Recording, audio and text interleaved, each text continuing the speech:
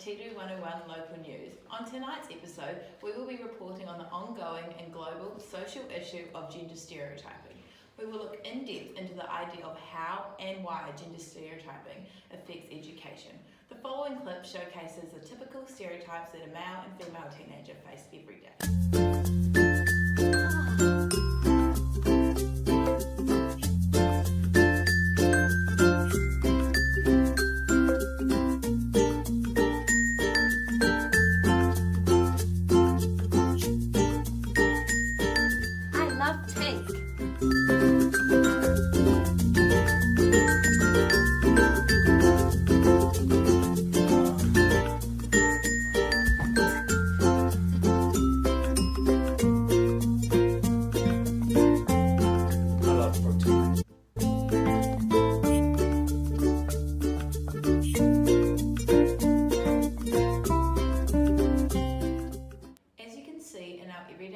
We stereotype individuals through the way they look, sound, act and participate in society. And as teachers, we need to watch that it doesn't become a problem in our classrooms. Now, let's go see Anna to see what she found out. Welcome viewers, I hope you can hear me. It's a little bit windy. I'll meet you in the studio. Interview teachers from a range of schools around New Zealand with a range of experience about their own practical knowledge and thoughts surrounding the issue of gender stereotyping. Let's see what we found out. Do you see gender stereotyping in your school? If you lined up the kids, they would probably line up girls and boys because that's what was done. But I've noticed in the schools I'm in at the moment, they just line up in a group and boys and girls go somewhere, and there's nothing about, oh, you're a girl, you should be here, or you're a boy. It's just they line up in a line. And when they sit down on the mat, there's nothing really about girls sit here and boys sit there.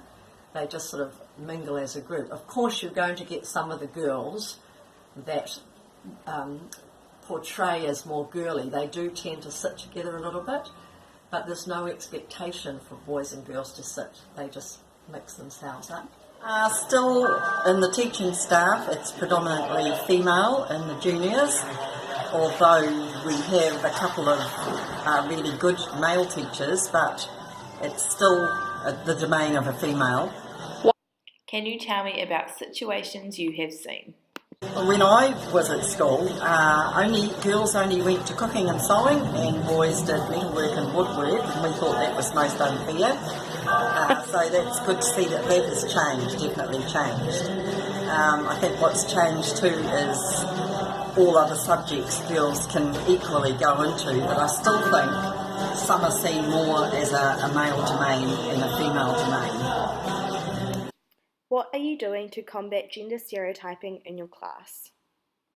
I'm just trying to make a conscious effort to change the wording that I use, and I'm trying to look at them all more in equal terms rather than thinking in my mind, oh, the boys are going to act like this. So I'm trying not to predetermine the way I think they're going to act because of their gender. I'm just trying to look at them as a large group more. Things like sports teams, who wants to play soccer next term, and I remind them that girls and boys can play soccer, it's not just one or the other. Do you find the students gender stereotype each other? At times, I think sometimes it depends on the culture that they come from. I've noticed that some of the Polynesian kids, some of the boys seem to be thinking that they have to be tough. They don't think that they can speak quietly and nicely and respectfully. Not all of them, but I've noticed it depends on the school that I'm in, whether some of those boys act like that. But I definitely see the girls sticking up for themselves a lot more than they would have years ago, which to me is almost the opposite of gender stereotyping. They're trying to ungender stereotype themselves because the girls won't let the boys act like that towards them. And lastly, do you gender stereotype? Yeah, I think I still do occasionally. If I want something lifted, I'll automatically go to the boys and pick a couple of boys, but I try really hard now to a couple of girls, a couple of boys, either will do. Yes.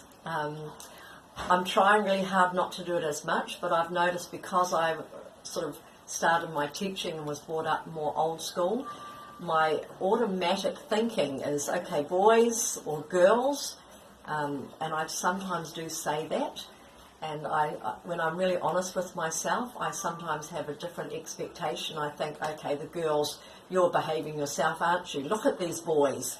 And I find myself saying that, and I have to stop it, because a lot of the teachers who are teaching recently, they don't talk like that, but I'm finding I do tend to naturally think that way still. Now follows part of the interview from Bill Stone as he shortly discusses gender stereotyping that he witnessed through the years 1956 to 1982. They wore dresses, the girls, and the boys wore short pants. Expect them to go into an apprenticeship. And if they didn't go into an apprenticeship, they would dig ditches and do manual labour. And the girls, you expected them to be housewives and mothers and encouraged by their parents to do that. I suppose the teachers felt that way sort of too.